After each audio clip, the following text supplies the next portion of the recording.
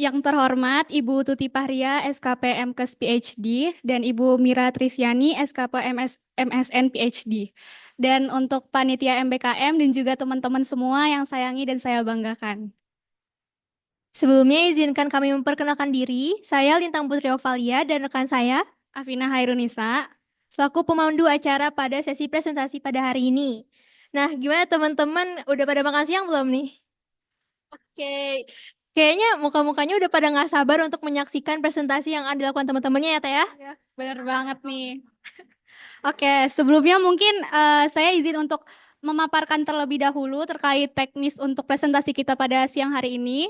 Jadi kita akan dibagi jadi dua sesi nih teman-teman. Sesi pertama itu terdiri dari 5 orang presenter dengan satu orang itu waktunya 6 menit ya. Dan diakhiri dengan sesi feedback. Dan begitupun untuk sesi kedua. Untuk urutannya sendiri tadi udah di-spin ya. Mungkin saya izin untuk bacakan ulang. Untuk sesi pertama itu ada Pak Cecep, Pak Ius, Prof. Laili, PMM Undip, dan kelompoknya Pak Iqbal. Untuk sesi kedua itu ada dari kelompoknya Ibu Nursis, Ibu Ai, PMM Unan, eh, kelompok Ibu Neti, dan Ibu Maria. Oh ya, dan untuk yang habis presentasi itu dipersilakan untuk duduk di depan ya sampai sesi feedback. Kalau udah sesi feedback, kalian baru boleh untuk balik ke tempat duduknya masing-masing. Oke, untuk mempersingkat waktu, langsung aja kita masuk ke sesi satu. Untuk urutan yang pertama, bagi perwakilan dari magang riset Bapak Cecep, diharapkan untuk maju ke depan.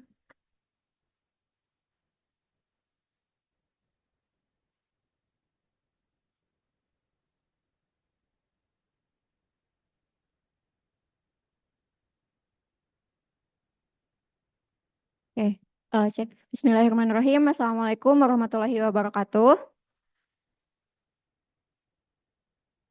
Oke, sebelumnya perkenalkan nama saya Ayu Rahayu AR. Saya perwakilan dari Magang Riset Mandiri Pak Cecep. Di sini saya merupakan presenter yang akan mempresentasikan hasil literatur review kami yang berjudul Disaster Preparedness Among High School Students in Indonesia, a Scoping Review. Nah, hal yang mendasari penelitian ini ialah karena Indonesia seringkali disebut sebagai supermarket bencana. Karena Indonesia ini rentan mengalami bencana gitu kan karena letak geografisnya itu terletak di antara 4 lempeng tektonik yang aktif.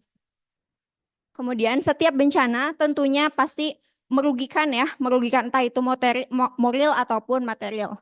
Untuk mengurangi dampak dari bencana itu, kita harus menggunakan langkah yang efektif. Salah satunya yaitu kesiapsiagaan bencana.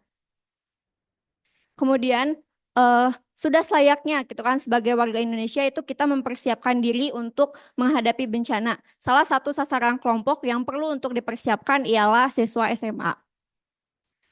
Nah, setelah kita mengetahui apa yang ingin kita teliti, kemudian siapa yang menjadi objek penelitiannya, langkah pertama yang kita lakukan ialah mengidentifikasi tingkat pengetahuan yang dimiliki oleh si siswa SMA-nya.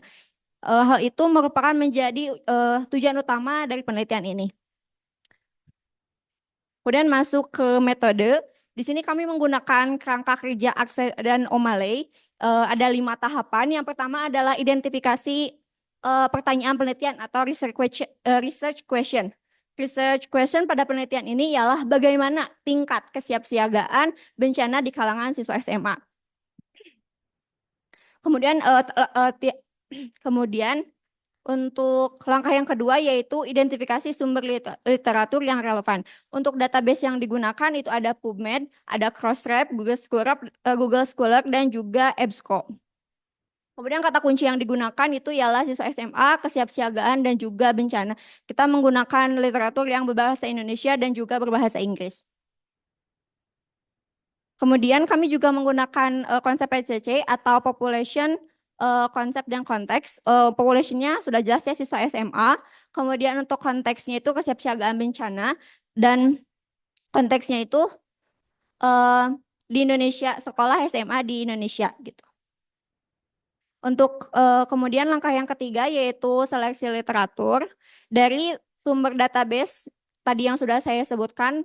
Kami mendapatkan 2.855 artikel. Tentunya itu artikel yang sangat banyak. Kemudian kami melakukan penyeleksian. sehingga hanya mencantumkan 16 artikel di penelitian ini. Mengapa demikian? Karena dengan literatur yang banyak, kemudian ada duplikasi, kemudian ketidaksesuaian konten, hal itu dijadikan pengecualian, sehingga yang dicantumkan hanya sebanyak 16 artikel. Kemudian ada pemetaan dan pengumpulan literatur berupa dibagi-bagi, kemudian menyusun dan melaporkan hasil analisis literatur. Boleh langsung ke hasilnya? Oke, untuk hasilnya ini menunjukkan sebanyak 50% dari artikel ini menunjukkan bahwa kesiapsiagaan siswa SMA itu baik. Kemudian sisanya juga buruk. Jadi 50% baik dan buruk. Mengapa terjadi kesenjangan ini? Ada 3 hal yang menjadi dasar kenapa terjadi kesenjangan. Yang pertama pengetahuan dan pengalaman, kedua ada akses pada edukasi dan simulasi, kemudian yang terakhir ada keadaan infrastruktur.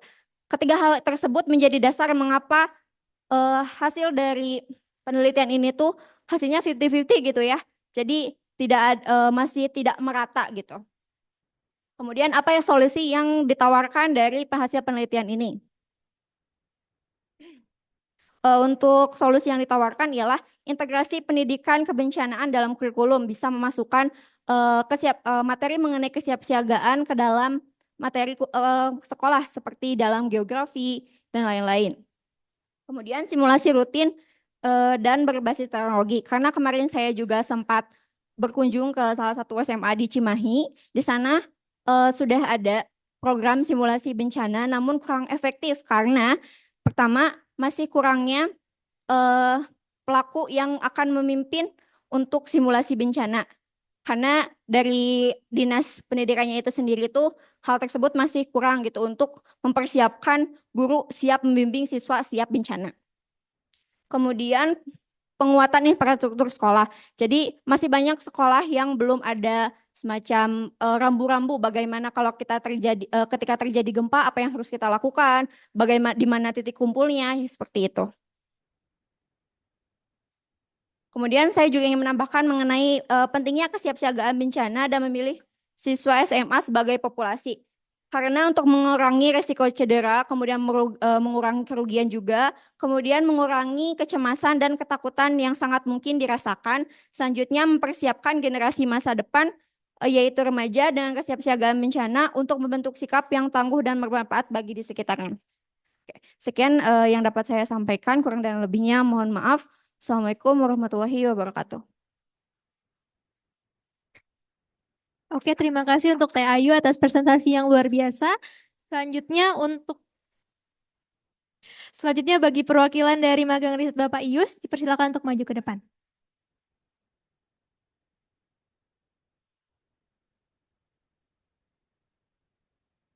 Assalamualaikum warahmatullahi wabarakatuh. Sebelumnya, nama saya Lita Sari Oktavianti dengan NPM akhir 141.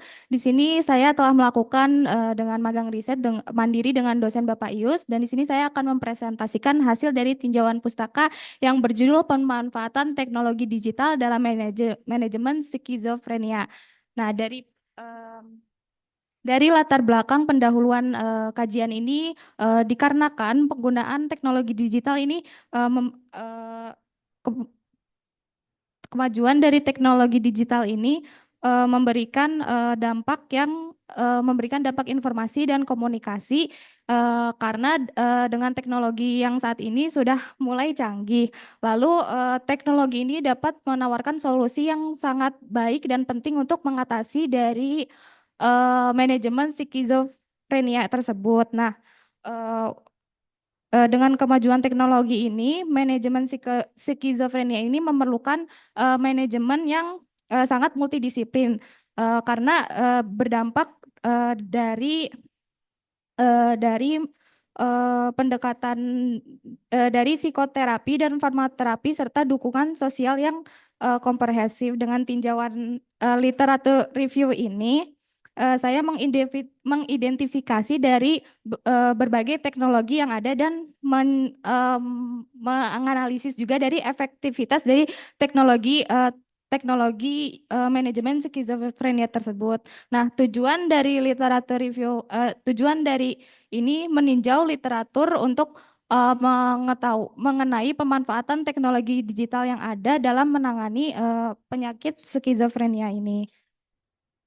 Untuk metodologi penelitiannya ini saya dari studi ini dari literatur review dan diambil melalui basis data PubMed dan Scopus. Nah, dari kata kunci yang dicarinya yaitu SSD, Schizophrenia Spectrum Disorder dan Management or Management. Nah, eh, studi ini saya pilih berbasis dari berbasis dari kriteria inklusi. Saya mengambil dari mengenai SSD dan atau gangguan yang terkait. Lalu di sini saya telah meninjau dari literatur review dan mengambil 10 artikel untuk dilakukan analisis lebih mendalam lagi. Terus untuk hasil dan pembahasan diskusi kami sudah membahas 10 artikel dan dari kajian pustaka tersebut juga menunjukkan pentingnya intervensi digital dalam berbagai teknologi. Nah, di antaranya itu ada penggunaan aplikasi seluler. Nah, aplikasi seluler ini bermanfaat untuk manajemen skizofrenia termasuk dari manajemen terapi eh,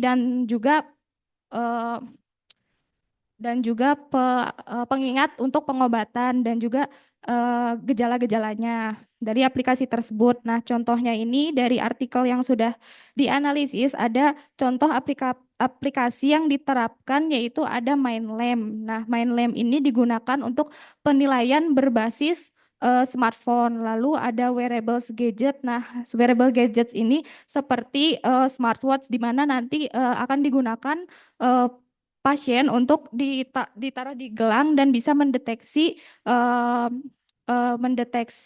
si pasien tersebut seperti em, dari aktivitas fisiknya, mungkin dari denyut jantungnya, terus juga bisa sebagai pengingat hariannya. Terus juga ada aplikasi program MResis. Nah, program MResis ini melibatkan kombinasi dari aplikasi seluler, terus ada web juga, terus ya, sama yang wearables gadget tadi. Nah, itu tuh bisa dapat mendukung penanganan dari skizofrenia tersebut. Lalu untuk dari kesimpulan yang dapat diambil dari hasil tinjauan 10 literatur review ini mengeksplorasikan intervensi digital yang memiliki yang mengeksplorasi intervensi digital seperti aplikasi seluler. Lalu aplikasi selulernya itu yaitu contohnya yang tadi MindLam, program MResis dan Empower, di mana bisa untuk meningkatkan pasien manajemen skizofrenia. Nah,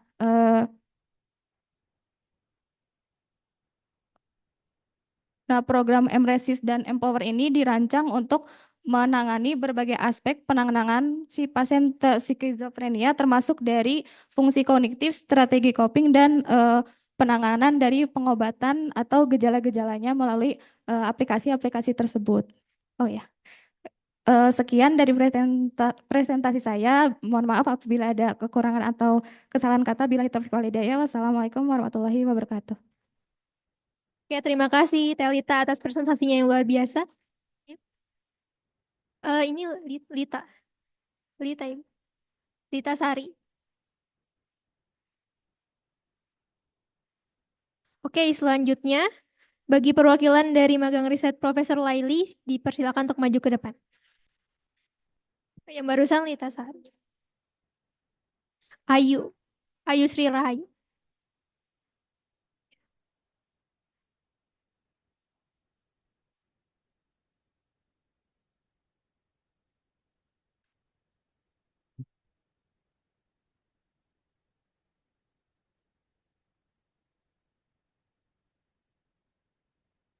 Baik, Assalamualaikum warahmatullahi wabarakatuh. Di sini saya akan mempresentasikan hasil manuskrip yang telah disusun. Oke, boleh. Jadi di sini tuh kematian balita akibat masalah stunting tuh ternyata masih menjadi salah satu masalah serius di berbagai negara. Nah, Salah satunya itu di negara berkembang yaitu Indonesia, di mana stunting tuh masih menjadi masalah gizi yang belum diatasi. Jadi banyak faktor yang mempengaruhi status gizi. Contohnya seperti praktik WASH atau ketersediaan akses ke air minum. Jadi peneliti yaitu saya di sini bertujuan untuk mengetahui hubungan antara ketersediaan air bersih dan juga stunting. Nah, penelitian ini itu menggunakan rancangan penelitian kuantitatif korelasional dengan desain cross-seksional untuk mengetahui hubungan antara kualitas air bersih dan juga kejadian stunting di Desa Sukamulya, Kecamatan Ranca Ekek, Kabupaten Bandung, Indonesia. Nah, untuk populasinya itu seluruh keluarga yang memiliki balita berumur 12 sampai 59 bulan dengan sampel penelitian yaitu total sampling sebanyak 166 balita. Oke, boleh ke hasil yang ke pinggir? Oke. Di sini ada hasil yang telah dianalisis menggunakan eh, Excel dan juga SPSS. Di sini hasil ujinya itu menggunakan statistik rank Spearman, di mana adanya keterkaitan kualitas air MCK yaitu mandi cuci kakus yang diperoleh dengan R tabelnya itu 0,233 dan p-value-nya itu sebesar 0,004. Nah, karena di sini p-value-nya itu lebih kecil daripada 0,05 sehingga dapat disimpulkan nih bahwa HO-nya itu ditolak dan H-nya itu diterima. Dengan arti terdapat hubungan positif antara kualitas air MCK terhadap kejadian stunting.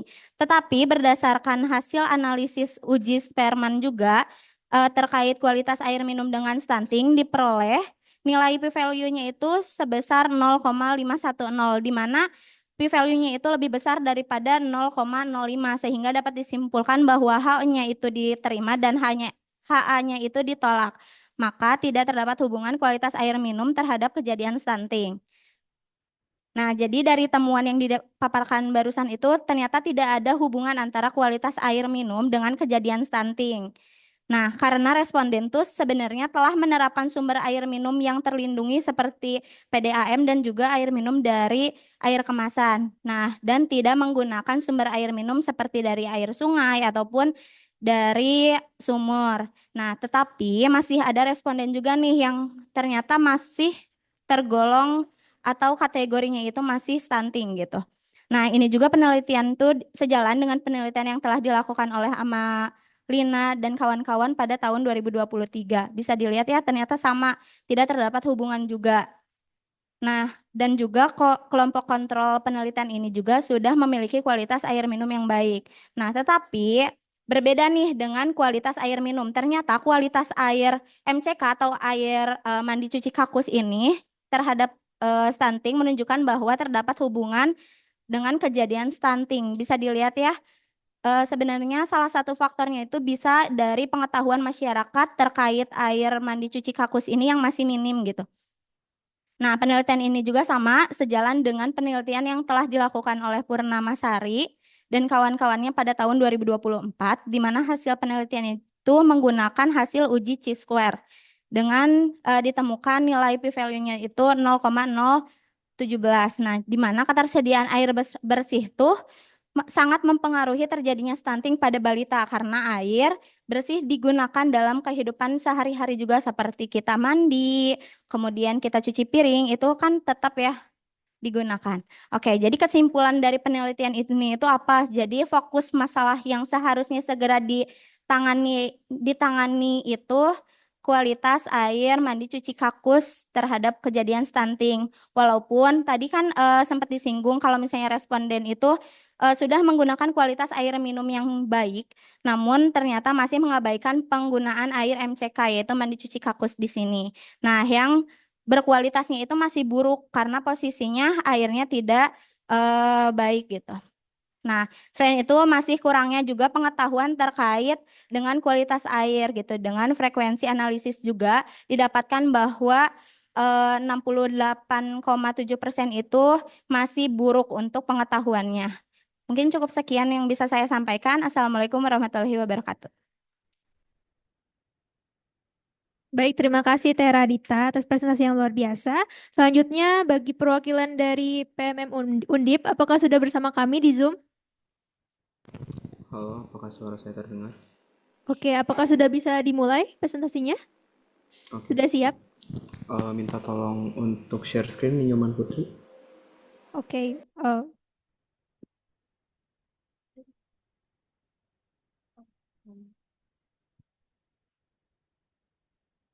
baik dipersilakan.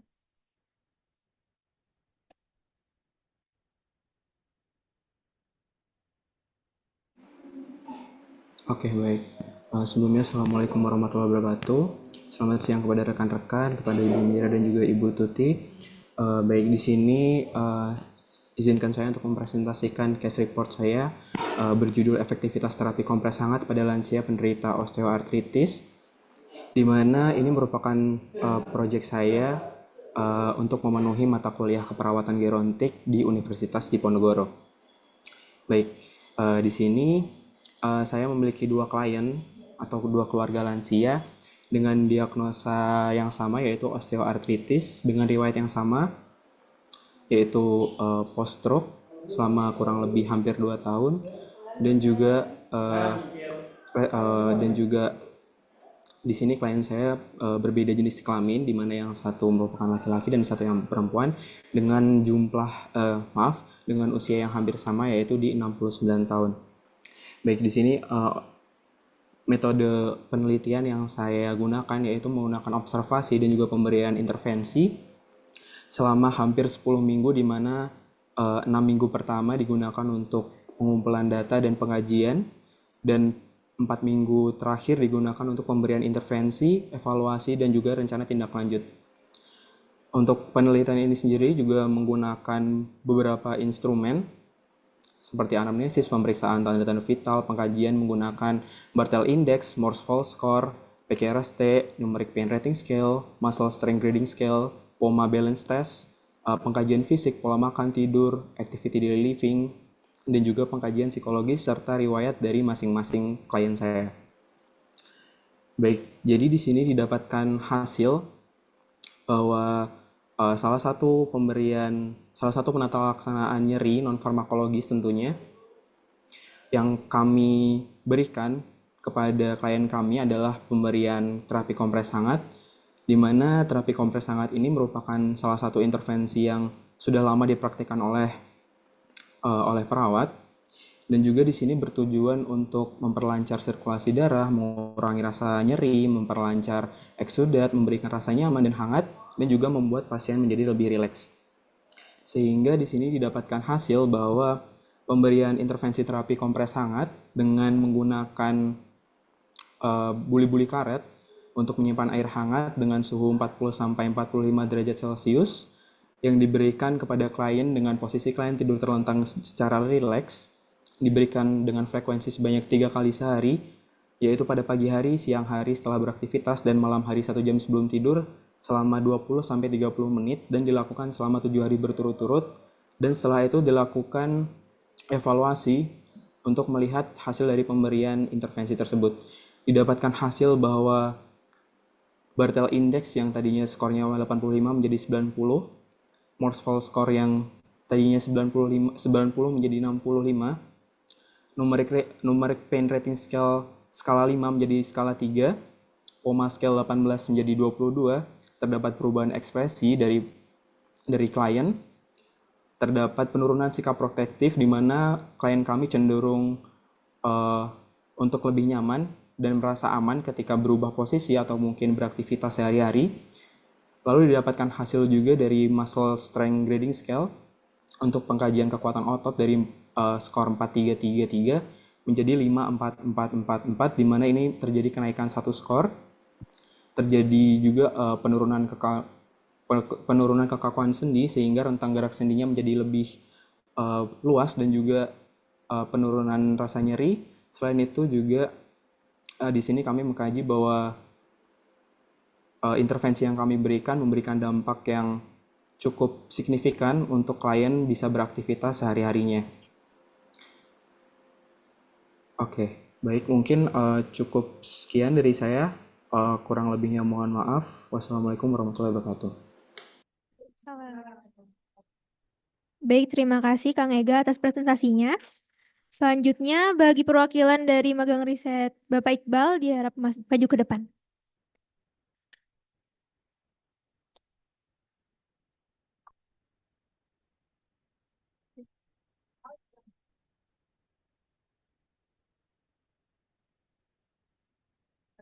Bismillahirrahmanirrahim. Assalamualaikum warahmatullahi wabarakatuh. Oke, selamat siang teman-teman semua dan juga Ibu dosen.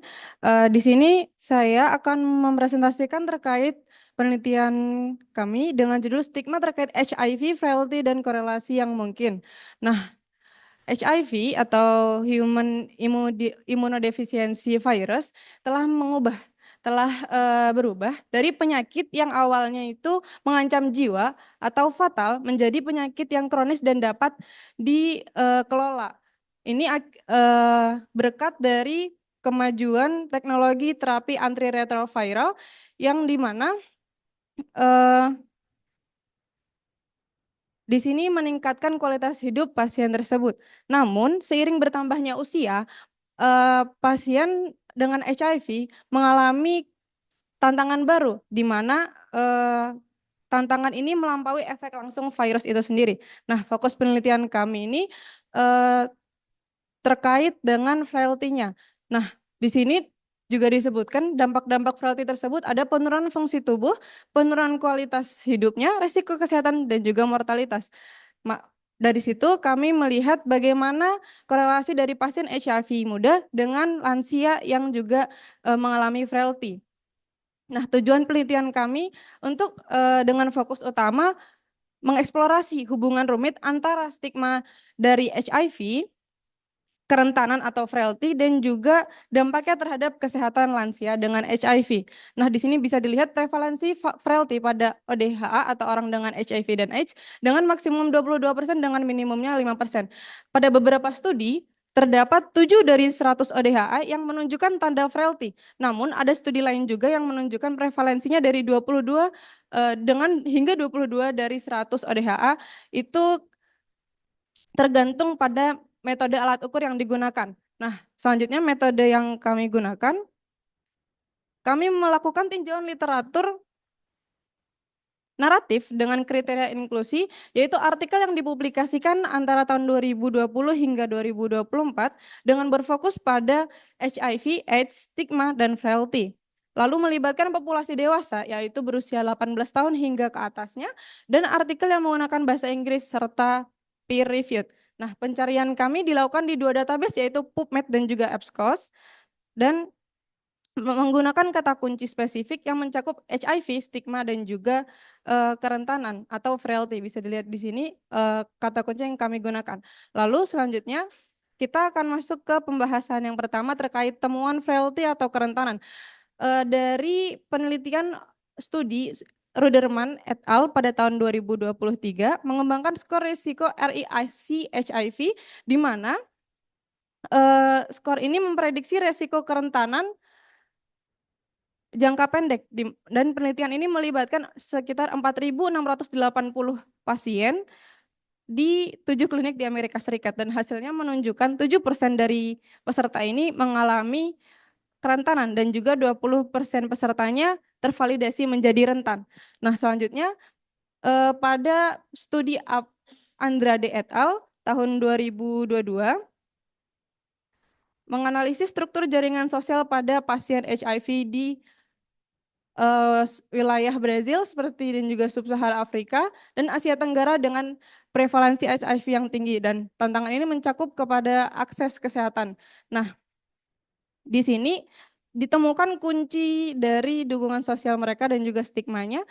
Jaringan sosial pada orang-orang dengan HIV dan AIDS ini, jaringan sosial primer berukuran sedang, yaitu sekitar 10 hingga 30 anggota dengan kerapatan jaringan yang rendah dan juga komposisi terdiri dari keluarga, kerabat, teman, tetangga, dan juga rekan kerja. Dengan faktor-faktornya, stigma mereka ini hambatan utama di mana mereka membatasi pengungkapan status HIV mereka bahkan di lingkungan primer mereka. Nah, selanjutnya pada studi Abbas et al. Tahun 2023 menunjukkan terapi kognitif, perilaku singkat efektif, mengurangi stigma dan juga menurunkan stigma sosial, mengurangi tingkat depresi, meningkatkan kepatuhan pengobatan, dan juga meningkatkan kebutuhan sosial.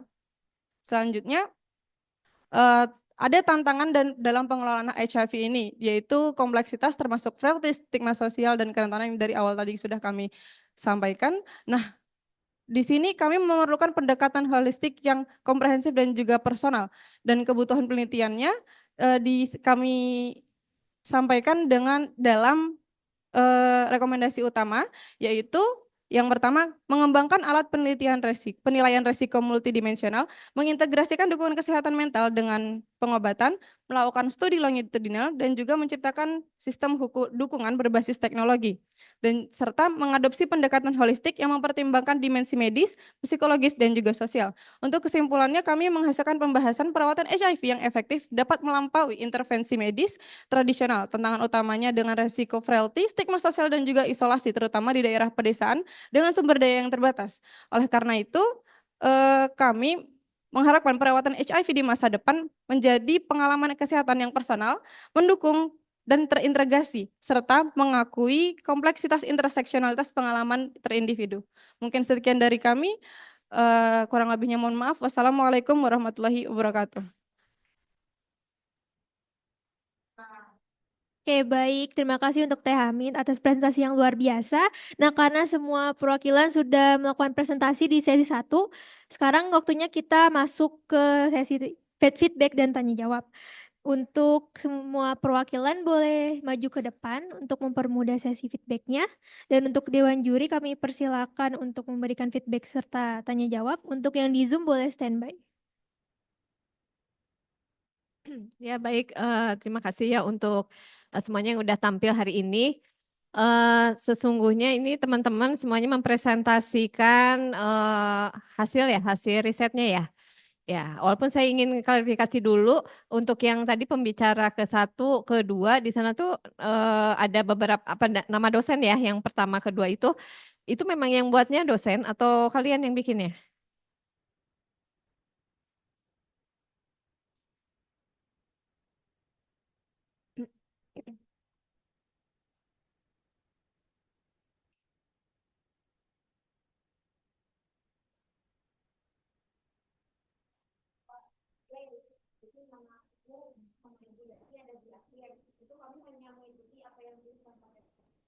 Enggak, bukan. Maksudnya ini yang membuat apa yang membuat scoping reviewnya siapa? Iya. Yang menyusun itu semuanya kamu. Ya, berarti kamu nomor 1 namanya ya.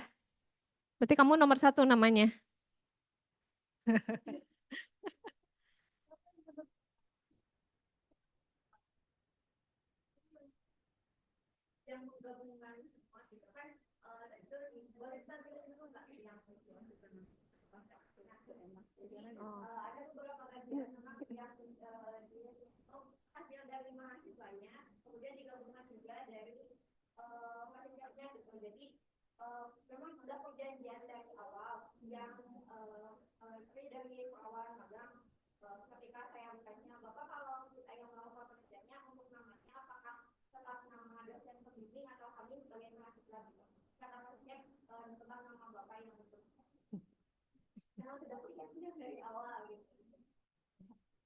Ya, sama itu juga perjanjian juga.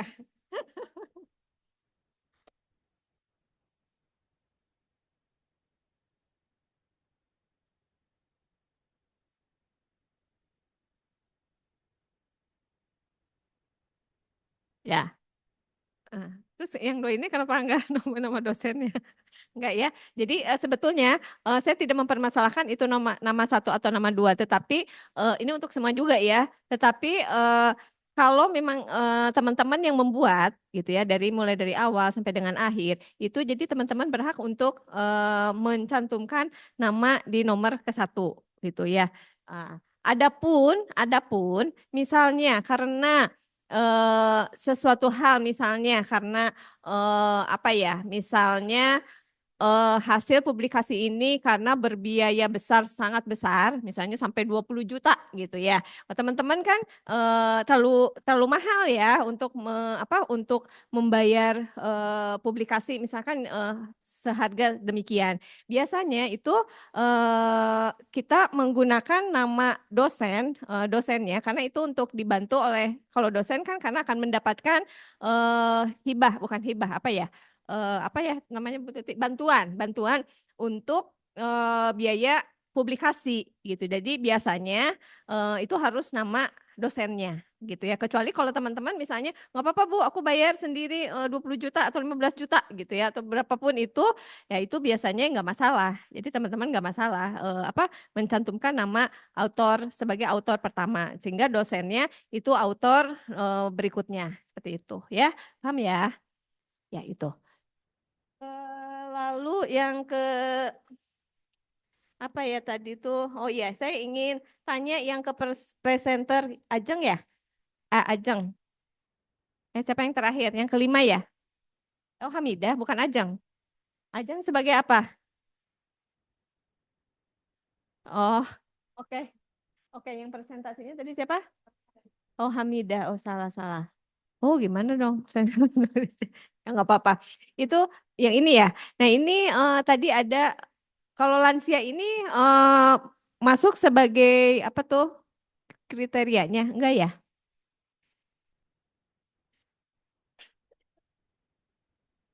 Jadi kami kan ini karena kami melihatnya dampak selfie, atau kami kan memberikan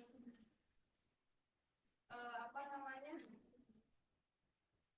perbandingannya dengan lansia dan juga pasien HIV muda yang Oke, ya, ya. Kalau di hasil mungkin kelompoknya bisa bantu juga ya. Eh, hanya ingin tahu aja, kalau saya sih, kalau angka HIV AIDS itu memang ada nggak di angka lansia dan itu biasanya di usia berapa? Berapa persen ya?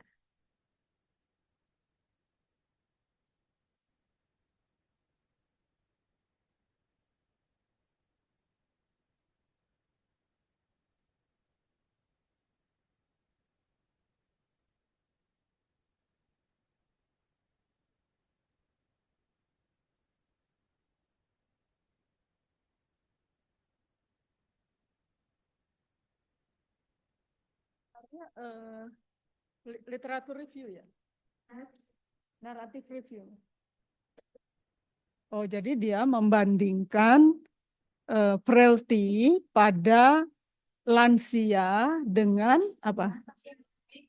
HIV non lansia. Apa gimana?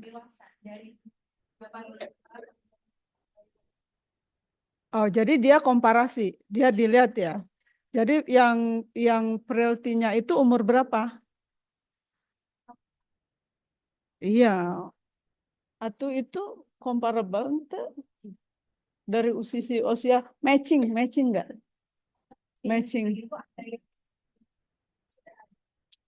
Kalau saya sih ibu, jadi healthy yang setara dengan yang sudah lansia gitu. Karena kami comparablekannya para lansia yang sudah mengalami healthy itu. Tanpa HIV. Kepentingannya ini mengalami healthy di usia yang lebih awal itu dibandingkan dengan lansia yang tidak kena HIV. Iya. Oh iya.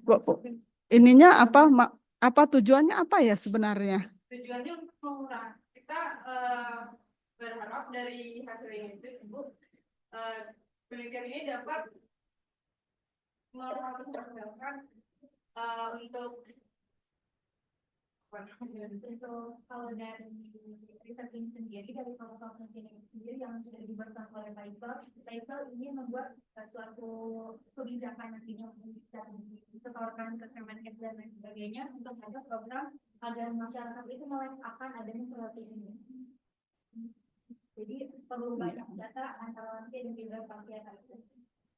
Iya, nggak apa-apa. Nggak, saya cuma wondering aja gitu ya. Terus itu nggak comparable gitu ya. Kalau menurut ini tuh tidak comparable dia antara HIV frailty HIV dengan frailty yang non HIV yang lansia gitu, nggak apa-apa. Tapi ya ini untuk belajar aja gitu ya. Prosesnya sudah bagus, sudah dijalanin, cuma nanti harus betul tuh ada tujuannya sebenarnya. Kalau kita literatur review itu bisa semua hal gitu, tapi kan konsep, kita harus mengingat konsepnya bahwa ini sebenarnya apa sih kemanfaatannya gitu ya. Ya, ya. Jadi nggak apa-apa kalian sudah belajar gitu ya. Tapi ada kalau penelitian kita akan dapatkan pertanyaan baru ya. Dari hasil itu ada pertanyaan baru lagi. Loh iya ya, kok begini gitu kan. Oh, saya akan teliti selanjutnya ini gitu. Selalu begitu aja berputar ya. Ada pertanyaan baru, penelitian ada baru lagi ya. Mangga. Udah habis waktunya? Ya, ya. Terima kasih untuk kelompok, 5 kelompok maupun yang bintang ya, yang di Undip juga cukup bagus. Sudah menghasilkan suatu case report, ya cuman nggak ada waktu untuk dibahas ya. Tapi in general sudah bagus semuanya. Terima kasih. Assalamualaikum warahmatullahi wabarakatuh. Waalaikumsalam. Matur nuwun Ibu. Baik, terima kasih untuk teman-teman yang udah presentasi dan feedbacknya dari Dewan Juri. Mungkin sekarang kita langsung masuk aja ya teman-teman ke sesi 2 untuk untuk sesi kedua itu kelompok pertama yang presentasi itu dari kelompok Bu Nursis. Kepada perwakilannya saya persilahkan. Enggak, daripada ngantuk ya, saya minta nanti komen dari setiap itu satu dari peserta ya, dari peserta untuk setiap yang presentasi dia ngasih satu nanti baru kita. Setuju nggak? Harus setuju, sepakat ya. Oke.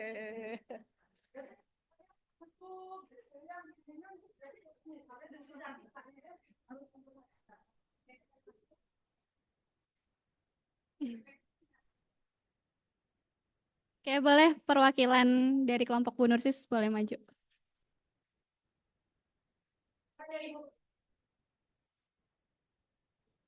Ya, Ibu beda dong. Oke, bismillahirrahmanirrahim. Assalamualaikum warahmatullahi wabarakatuh.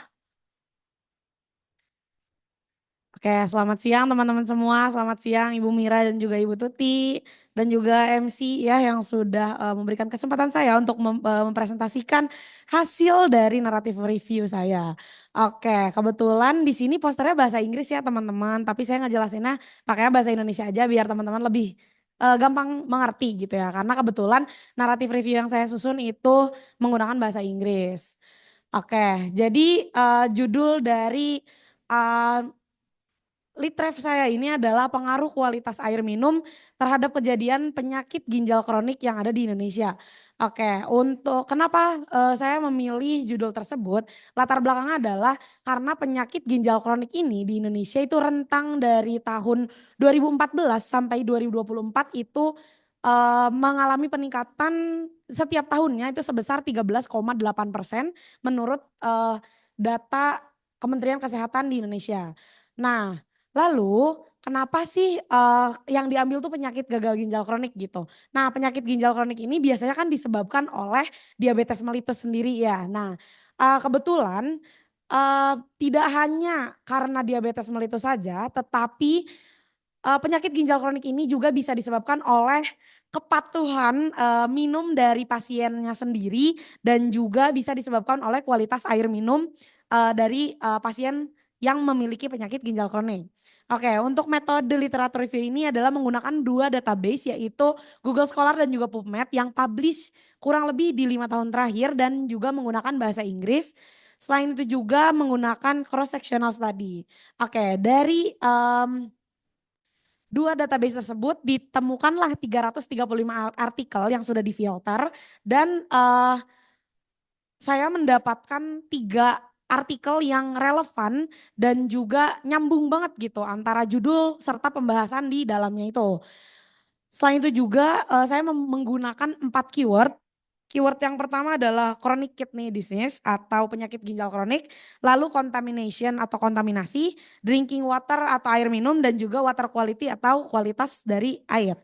Oke, untuk dari hasil 3 artikel yang saya temukan itu terdapat yang pertama itu terkait penyakit ginjal kronik yang terjadi tidak tahu nih asal muasalnya dari mana, dan ternyata setelah ditelusuri lagi adalah kepatuhan minumnya, tetapi mereka minum dari air minum isi ulang atau dari air sumur yang mereka merasa kalau air itu tuh bersih serta tinggal dididihin aja nih, nanti tinggal saya minum. Dari situ ada 3 kontaminan air yang berbahaya. Yang pertama adalah kadmium, yang kedua ada arsenik, dan juga yang ketiga itu ada timbal. Di mana sih kita bisa menemukan 3 logam berat tersebut?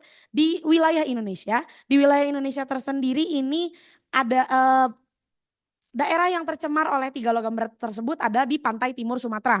Dan rata-rata dari warga daerah sana itu menggunakan air sumur, air yang entah muasalnya dari mana atau dari mata air yang tidak jelas, itu mereka kumpulkan untuk dijadikan sebagai air minum. Selain itu juga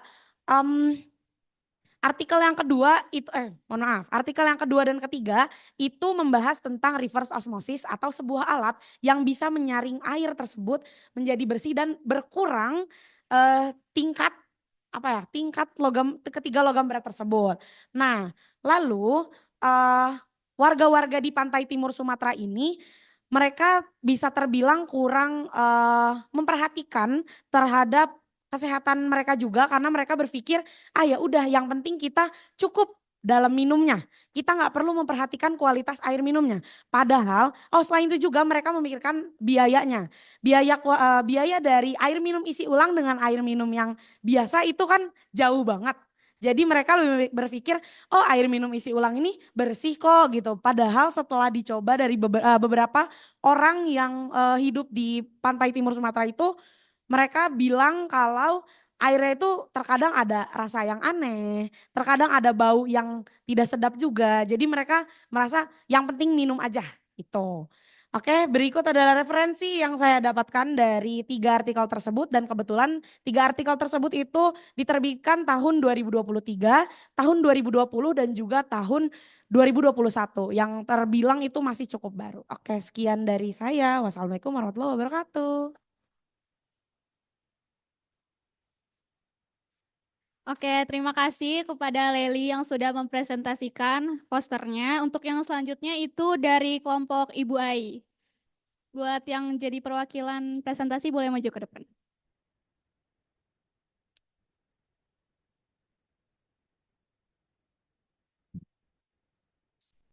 Assalamualaikum warahmatullahi wabarakatuh. Selamat siang Ibu dan teman-teman semua. Perkenalkan, saya Faiza Dwi Arifianti Safitri dari dari Magang Riset Mandirinya Ibu Ai.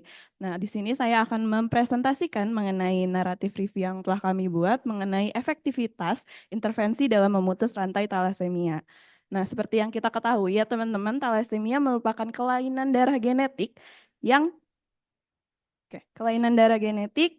yang memberikan dampak yang cukup besar kepada fisik, psikologis, sosial, serta ekonomi. Nah, thalassemia ini terjadi akibat produksi hemoglobin yang tidak normal, menyebabkan anemia yang bervariasi dari ringan hingga berat. Nah, pasien thalassemia ini memerlukan transfusi darah seumur hidup dan juga terapi kelasi besi untuk mencegah komplikasi.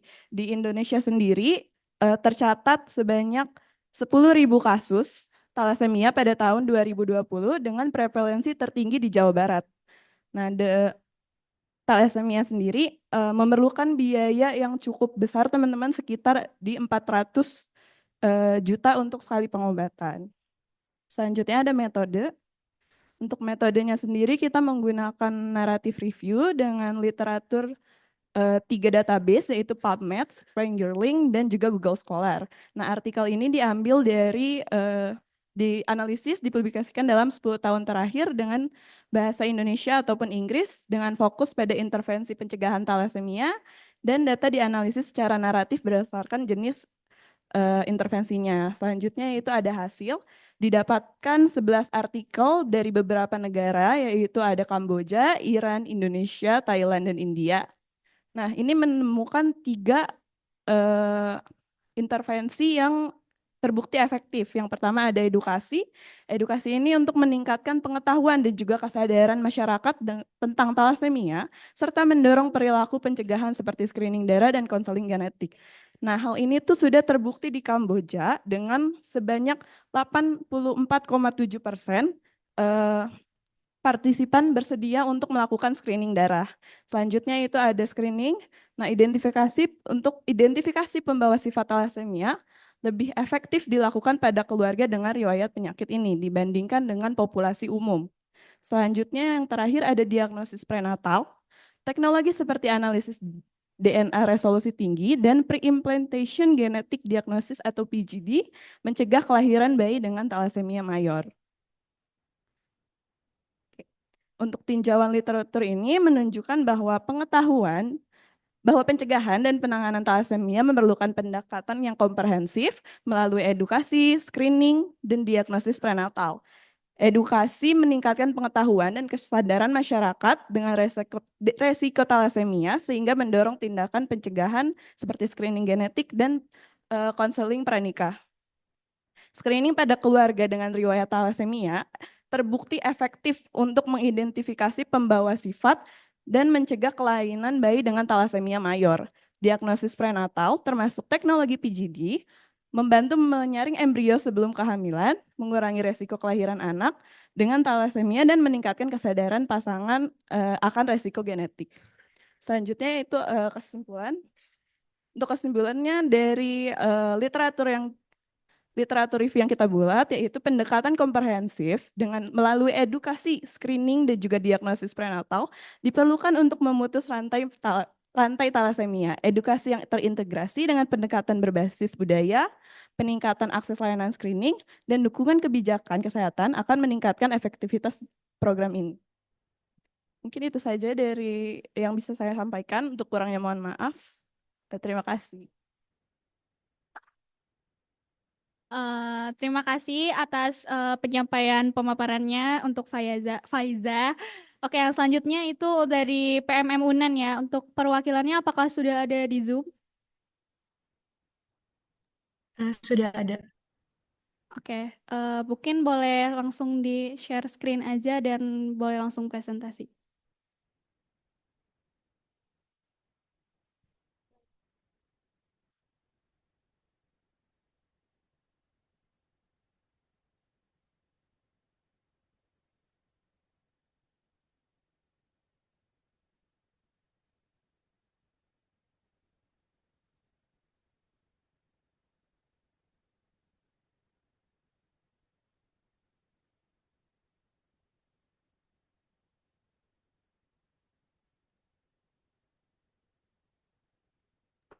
Baik, apakah sudah terlihat share screen-nya?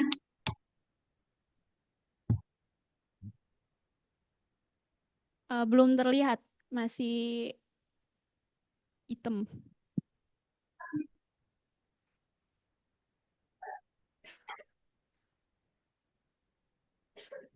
Sudah terlihat, boleh langsung presentasi aja. Baik.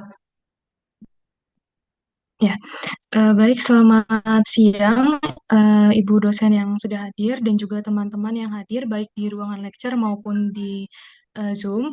Saya Abigail Hosana, saya merupakan mahasiswa keperawatan 4 yang saat ini sedang melakukan PMM ke Universitas Andalas. Di sini saya telah membuat sebuah tinjauan literatur dengan judul Peran Dukungan Sosial Terhadap Serangan Panik pada Dewasa. Yang pertama saya akan menjelaskan sedikit mengenai latar belakang dibuatnya tinjauan literatur ini. Jadi serangan panik sendiri itu kan merupakan gangguan kecemasan yang ditandai dengan rasa takut yang intens secara tiba-tiba dan mencapai puncaknya itu dalam hitungan menit.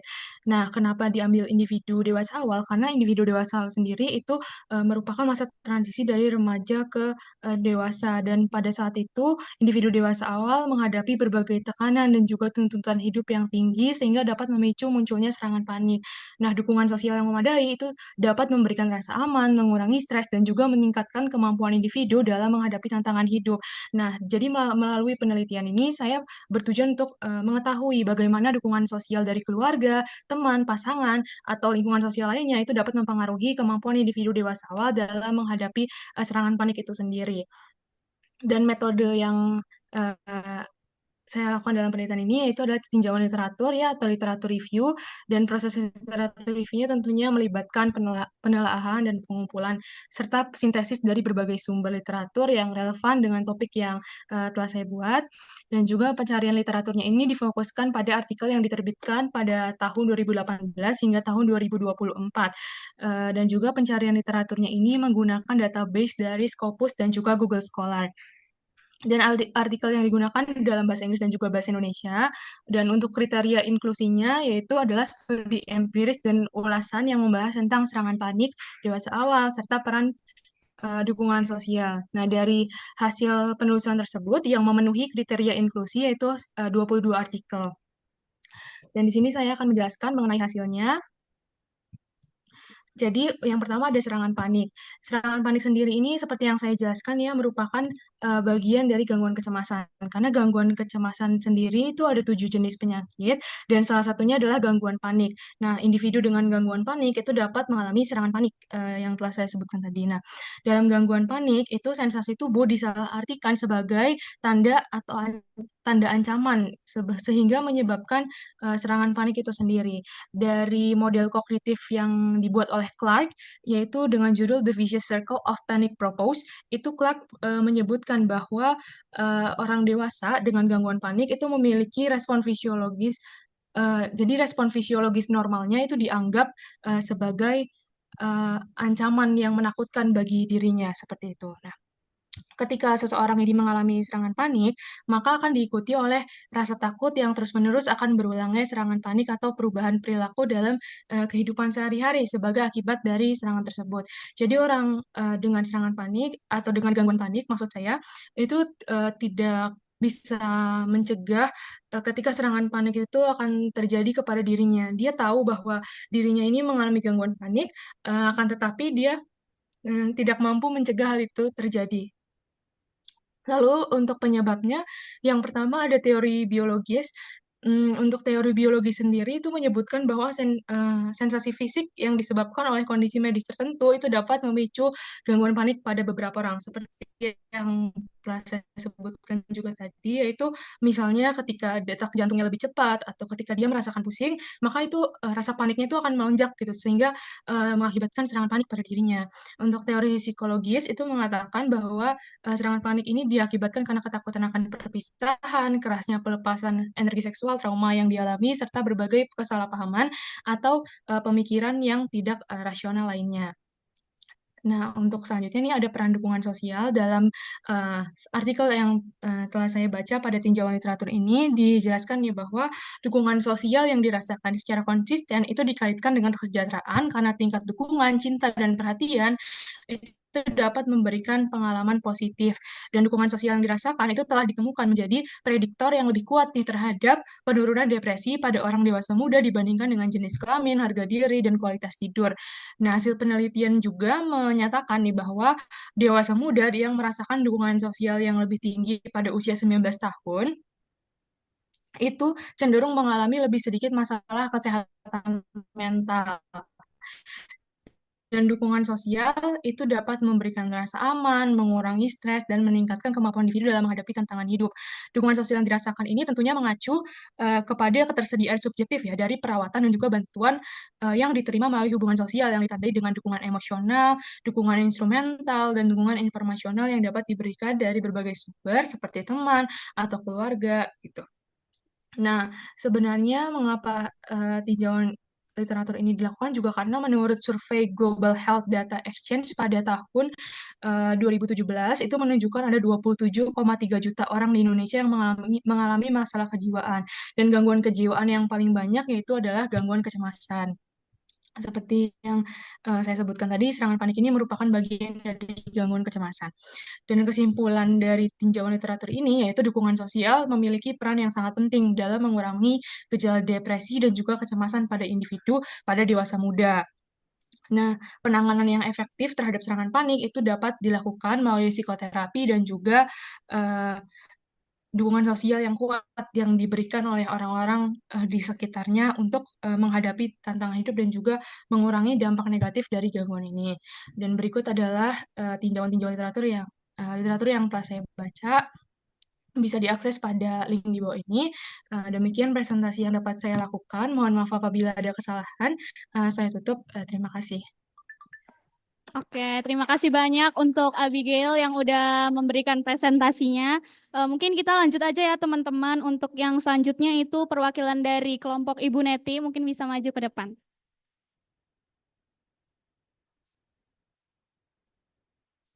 Baik, Assalamualaikum warahmatullahi wabarakatuh. Di sini saya Hilmi, perwakilan dari salah satu kelompok magang riset Buneti. Nah, di sini saya akan memaparkan terkait judul riset gambaran self-efikasi dalam melakukan diet sehat pada masyarakat di Desa Cipacing. Nah, latar belakang dari penelitian ini adalah seperti yang kita tahu bahwa penyakit tidak menular ini itu merupakan penyumbang angka kematian terbesar di dunia maupun di Indonesia. Nah, berkaitan dengan kejadian penyakit tidak menular di Sumedang sendiri itu menempati posisi kedua sebagai daerah yang memiliki kasus PTM paling tinggi nomor 2 pada tahun 2018. Dan berkaitan dengan hal itu, Jatinangor juga merupakan salah satu kecamatan dari 26 kecamatan yang memiliki kasus hipertensi paling banyak, yaitu sebesar 37% pada tahun 2015. Nah, berkaitan dengan kejadian penyakit tidak menular ini, ada kebiasaan makan. Nah, kenapa sih kebiasaan makan ini tuh berkaitan langsung dengan kejadian penyakit tidak menular? Hal ini disebabkan karena kebiasaan makan ini tuh berhubungan langsung dengan faktor resiko metabolik, indeks massa tubuh, lalu obesitas dan hipertensi yang merupakan faktor utama terjadinya penyakit tidak menular. Nah, tentunya jadi sangat penting ya untuk mengatasi atau menjaga kebiasaan makan atau diet sehat kita. Sehingga bagaimana sih caranya? Tentunya kan sulit ya untuk mengubah kebiasaan tersebut sehingga karena diperlukan suatu keyakinan dari dalam diri kita.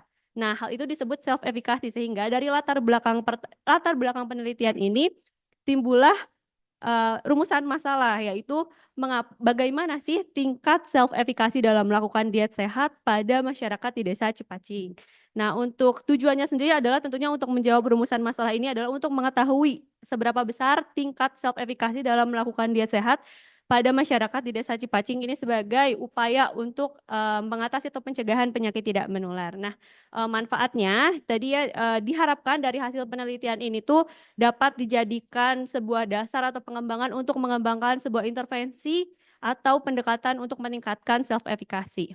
Lalu di sini ada landasan teori dalam penelitian ini yang digunakan adalah teori Bandura. Selanjutnya ada metode. Nah, metode dalam penelitian ini menggunakan metode deskriptif kuantitatif dengan pengambilan sampelnya itu menggunakan teknik accidental sampling atau jenis pengambilan sampling non probability sampling dengan jumlah sampelnya itu 100 yang datanya diambil menggunakan questionnaire self efficacy to regulate eating habit questionnaire yang dikembangkan oleh Bandura, sedangkan analisis data yang digunakannya itu menggunakan analisis univariat.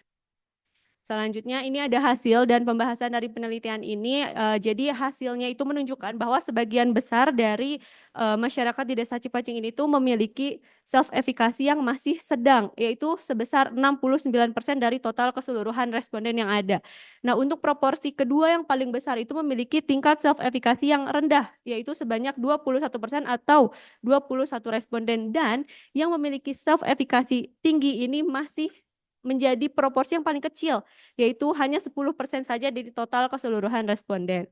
Nah, selanjutnya di sini juga ada hasil cross tabulation di mana bahwa tingkat presentase yang memiliki self-efficacy tinggi ini ada pada kelompok atau kategori responden yang memiliki usia lebih dari 60 tahun dan riwayat pendidikan perguruan tinggi.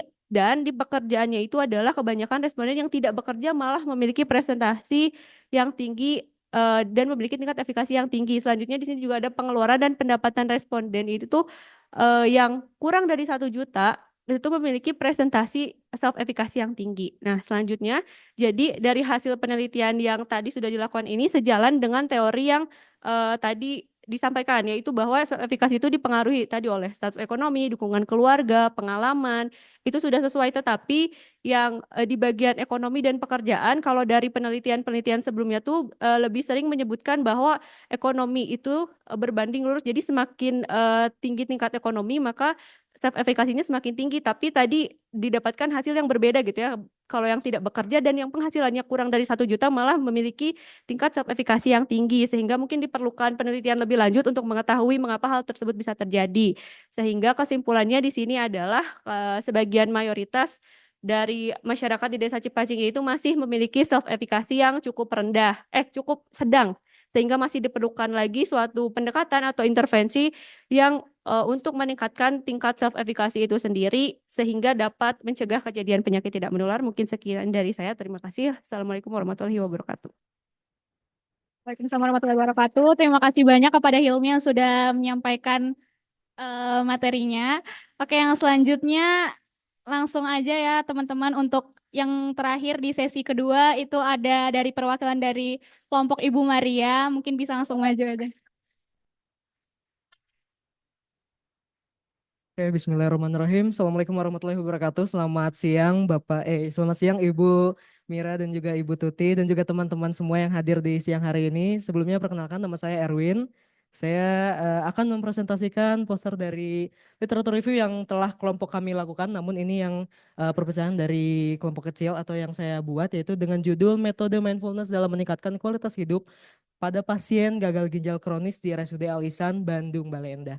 Oke, jadi sebelumnya pendahuluannya kenapa saya mengambil target yaitu pasien gagal ginjal kronis, karena penyakit ginjal kronis ini sesuai dengan yang tadi presenter sebelumnya bilang, bahwasanya memang penyakit ginjal kronis ini cukup menjadi perhatian gitu dalam kesehatan masyarakat di Indonesia, karena menurut data dari Riskesdas tahun 2018 menyebutkan bahwa prevalensi penyakit ginjal kronis di Indonesia adalah 3,8 per 1.000 penduduk. Kondisi medis ini juga berdampak kepada kondisi kesehatan baik itu fisik maupun juga psikologis dari si pasiennya. Baik kalau misalkan dia di fisik, misalkan dia menjadi lebih lelah, menjadi mudah terkena aktivitasnya itu terbatas, dan juga di psikososialnya juga terganggu gitu, karena mereka karena kurangnya aktivitas itu mereka jadi kayak, oh saya jadi nggak bisa ngapa-ngapain nih, jadi pokoknya mental dalam dirinya tuh jadi kurang gitu terhadap penerimaan dirinya atau mindfulness-nya itu sendiri. Nah, jadi di penelitian ini kami menggunakan metode literatur review yang menggunakan pendekatan tujuan sistematis, menggunakan Prisma, Scoping Review. Kami menggunakan 2 database yaitu PubMed dan juga Scopus. Di sini kami menggunakan juga kriteria inklusi dan juga eksklusi, yang mana tidak ada batasan tahun, juga kami menggunakan bahasa Inggris dan segala macamnya. Dan hasilnya di sini bisa dilihat, saya mendapatkan 342 artikel yang kemudian sudah difilter kembali berdasarkan duplikasi dan sebagainya macamnya, dan akhirnya saya mendapat 4 artikel yang bisa direview. Yang pertama di sini ada artikel dari Al-Hawatmeh. Di sini menyebutkan bahwasannya judulnya itu efek dari mindfulness meditation terhadap mindfulness perceived stress emotional regulation di pasien yang memiliki penyakit gagal ginjal. Kemudian hasilnya adalah bahwa pasien ini terdapat gitu ya penurunan yang signifikan setelah diberikan intervensi meditasi atau mindfulness. Kemudian di review yang kedua juga berjudul Does Mindfulness Improve Outcome in Patient with Chronic Pain? Di sini juga menyebutkan bahwasannya hasilnya menunjukkan hasil yang kurang lebih sama, bahwasannya setelah diberikan intervensi pasien menjadi lebih memberikan impact, bahwasannya dia sudah lebih menerima dirinya sendiri. Kemudian di artikel-artikel berikutnya juga sama, dan bisa dibilang di sini di bagian diskusi bahwasanya gagal ginjal kronis ini mempengaruhi kualitas hidup pasien seperti yang saya bilang tadi, bahwasanya gejala fisik, gangguan tidur, efek samping pengobatan, dan kesehatan mental seperti kecemasan dan juga depresi. Nah, beberapa studi seperti yang tadi sudah disebutkan menunjukkan bahwa meditasi mindfulness ini dapat mengurangi stres, meningkatkan kesejahteraan psikologis, dan memperbaiki kualitas hidup dari pasien yang memiliki gagal ginjal kronis atau yang sedang menjalani intervensi hemodialisis. Dan kesimpulannya, mengintegrasikan mindfulness dalam perawatan hemodialisis, pasien PGK dapat membantu mengelola tantangan yang dihadapi dan meningkatkan kualitas hidup mereka, dan membutuhkan penelitian lebih lanjut yang mengeksplorasi lebih banyak efektivitas terhadap metode mindfulness ini kepada pasien gagal ginjal. Mungkin sekian dari saya, kurang lebihnya mohon maaf. Terima kasih. Wassalamualaikum warahmatullahi wabarakatuh. Terima kasih kepada Kang Erwin yang sudah mempresentasikan hasil dari risetnya. Mungkin untuk teman-teman yang presentasi tadi boleh maju ke depan lagi ya. Oke, boleh beli tepuk tangan sekali lagi teman-teman semuanya. Oke, selanjutnya seperti yang dibilang Ibu Tuti tadi, untuk teman-teman yang di sini mungkin apakah ada yang ingin menyampaikan komen ataupun pertanyaan terkait dari presentasi yang sudah disampaikan oleh teman-teman kita di depan? Ayo.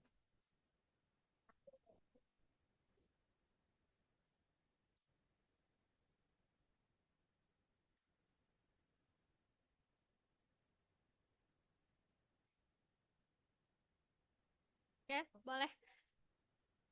Eh, boleh, iya. Teh Riri. Kayaknya maju aja deh Teh, boleh maju aja.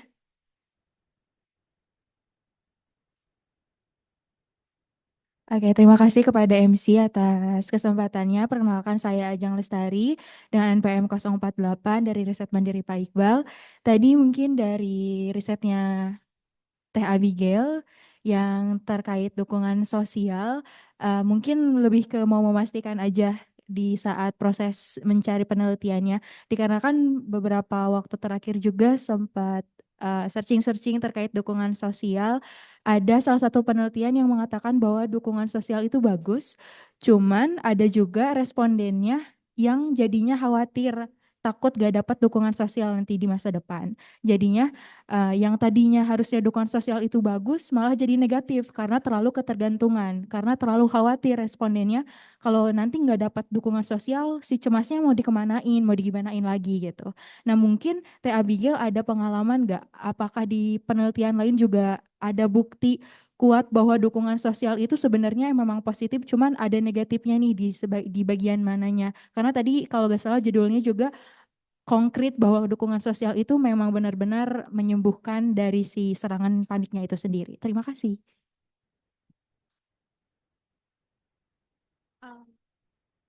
Oke, untuk Teh Abigail mungkin bisa dijawab ya pertanyaannya tadi.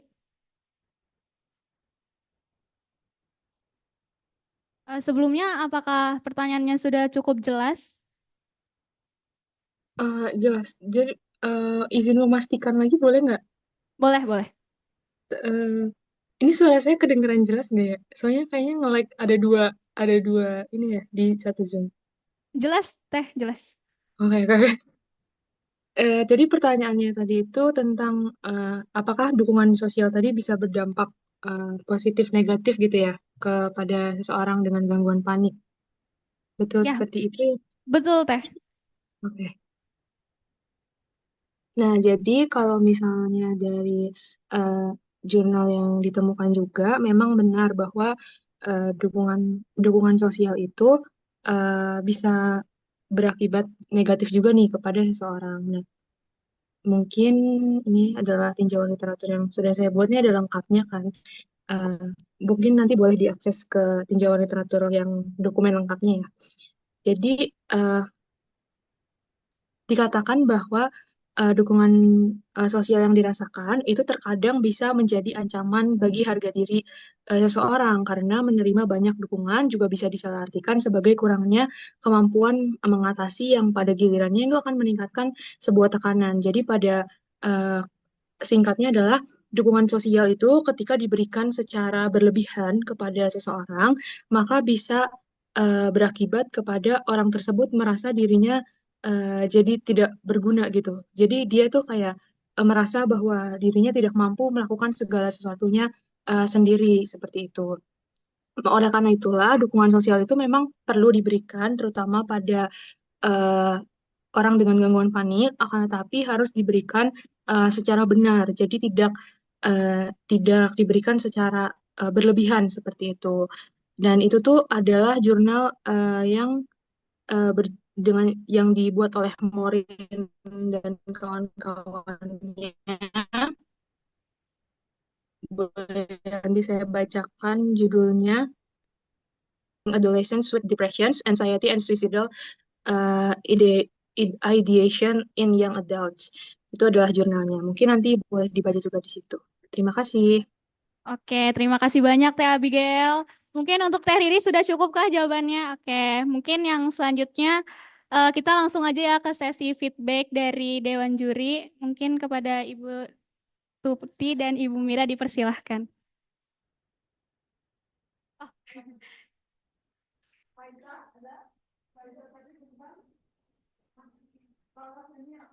Oh, ya boleh.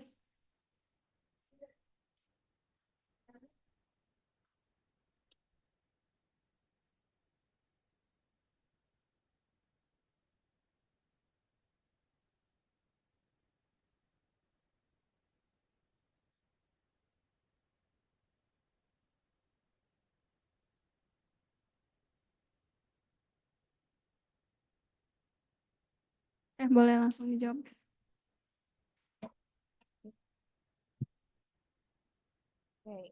Mungkin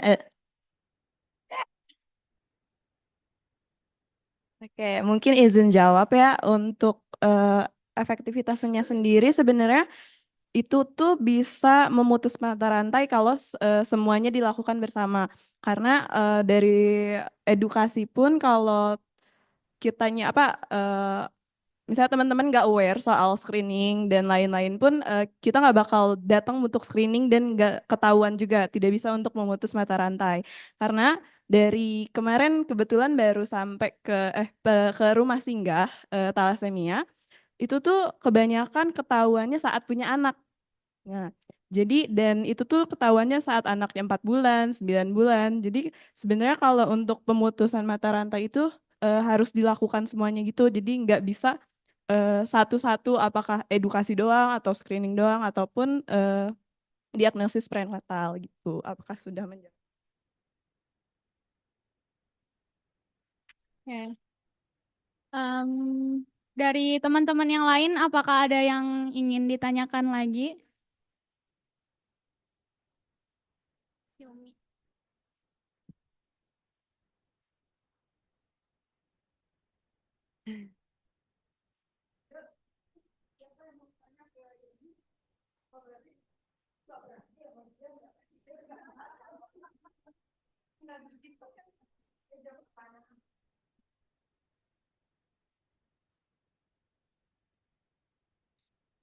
Apakah ada? Oke. Oh, Denny apa Erwin nggak ada juga ya? Ya, Erwin kan? Iya. Enggak, saya kira Denny, tahunya Erwin. Ya Bu Mira, Uma. Ya, bagus-bagus sih. Saya cuma hanya pengen tanya itu aja. Tadi tuh siapa yang belum ditanya? Laili ya, Laili ya. Laili, jadi air yang aman tuh yang mana? Kita kan suka minum air itu apa? Air apa ya? Aqua lah. Mineral, mineral. Mau kemasan bukan aqua ya. Aqua mah merek. Nah, jadi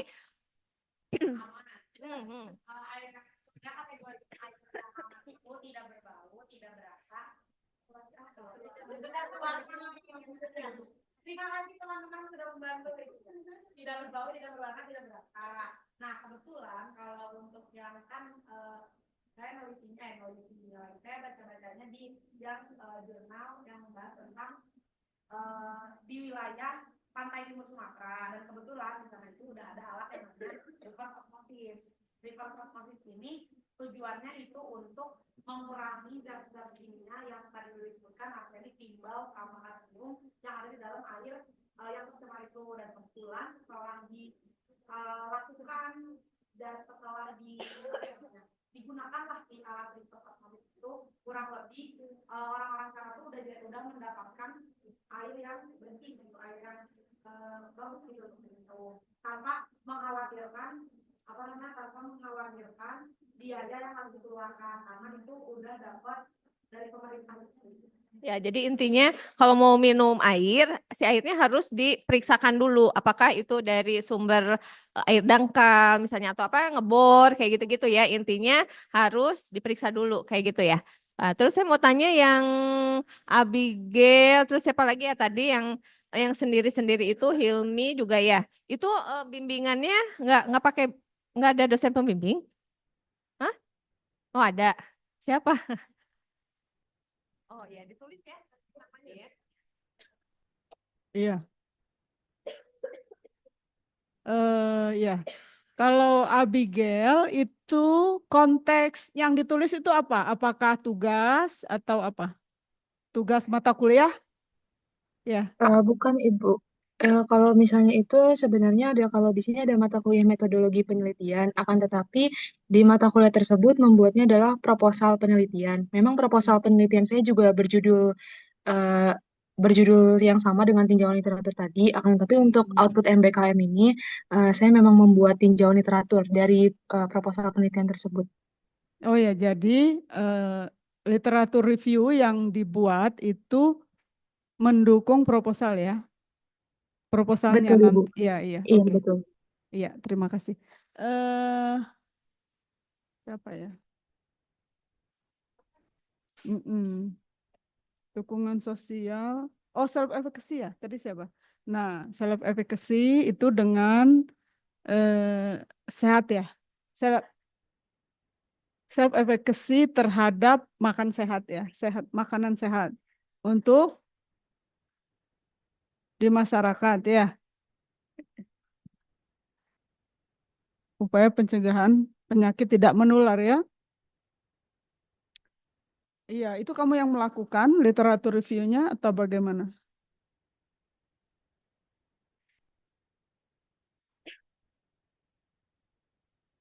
Oh, itu mah bukan literatur review ya?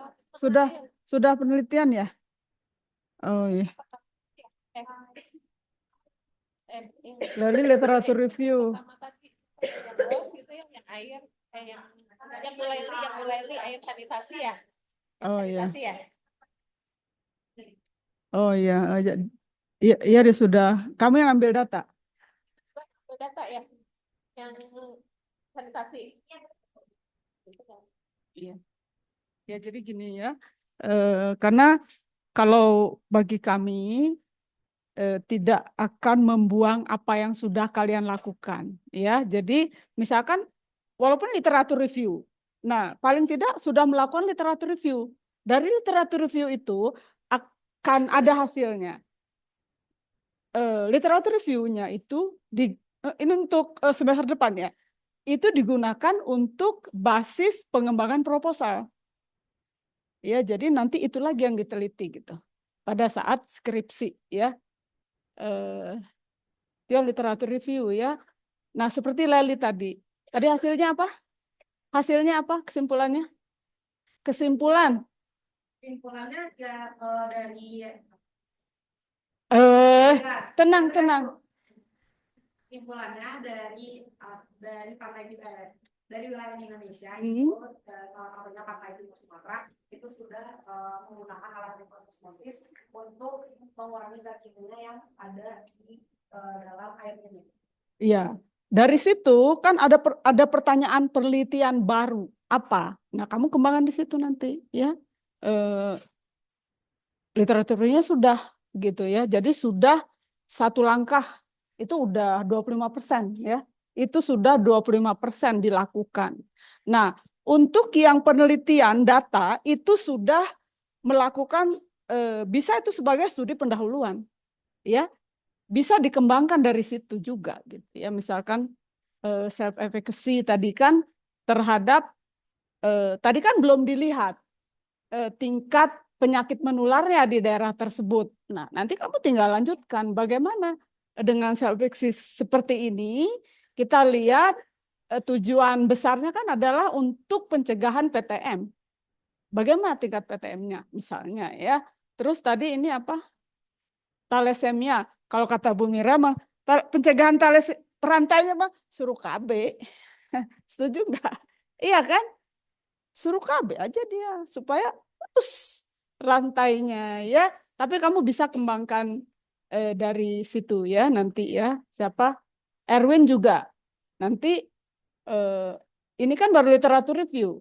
Nanti melakukan penelitian di sana gitu untuk melihat kualitas hidup pasien gagal ginjal misalnya. Ya, sama dengan yang lain tadi gitu ya. Jadi itu akan sangat memudahkan. Jadi ada istilah apa bukan istilah ya, paribahasa ya? Paribahasa ya kalau kata peribahasa ya, ada peribahasa lagu lama tapi masih enak didengar gitu kan. Nah itu jadi tidak ada yang kita buang, apa yang sudah kita lakukan gitu. Itu untuk mempermudah. Jadi sekali mendayung 2-3 pulau terlampaui. Sekali MBKM dapat banyak gitu kan. Sebagai modal untuk mata kuliah metodologi penelitian, proposal sudah aman gitu kan. Dari situ tinggal mematangkan bagaimana implementasi penelitiannya gitu ya. Jadi diharapkan nanti akhir semester 6, ini kan akhir semester 5, akhir semester 6 itu semua sudah UP ya. Amin. Loh iya. Tujuannya kan itu ya, mangga. Ya. Meluruskan ada yang bengkok. Apa yang bengkok?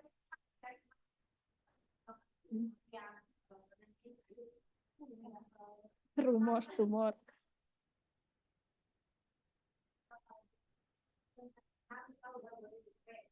Boleh.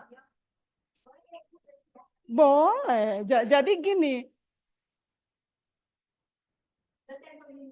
Itu urusan saya, nggak usah dipikirin ya. Nggak usah dipikirin dan kalian tidak boleh minta-minta. Oh enggak dong, saya akan memetakan kesesuaiannya ya. Ya. Jadi itu tidak bisa minta-minta anu-anu enggak, karena kalian yang kita punya data, tugas MBKM kalian apa dan timnya siapa. Gitu kan? Jadi dari situ nanti dan kita tidak akan memindahkan yang jauh gitu. Karena apa? Karena nanti kamu minta Ibu Mira, tapi Ibu Mira udah banyak kan nggak mungkin dikasih ke Bu Mira semua artinya ya. Hanya itu saja sih, tidak ada unsur yang lain ya. Kesesuaian dan apa sih? Ketepatan satu lagi ya. Itu aja ya. Jadi kita harapkan seperti itu. Jadi kita harapkan 2022 ini lulus 100% gitu ya. Ya, semangat ya. Ya, mangga. Ya, mangga, terima kasih. Mungkin buat tepuk tangan sekali lagi ya buat teman-teman. Nggak terasa ya kita udah berada di penghujung acara. Sebelumnya saya ucapkan terima kasih banyak kepada Ibu sebagai selaku Dewan Juri yang sudah berkenan hadir dan memberikan feedbacknya pada hari ini. Untuk teman-teman yang sudah presentasi dan juga udah memperhatikan dari awal sampai akhir. Mungkin kita di sini selaku pemandu acara pamit undur diri. Mohon maaf kalau misalnya ada kata-kata yang kurang berkenan. Wassalamualaikum warahmatullahi wabarakatuh.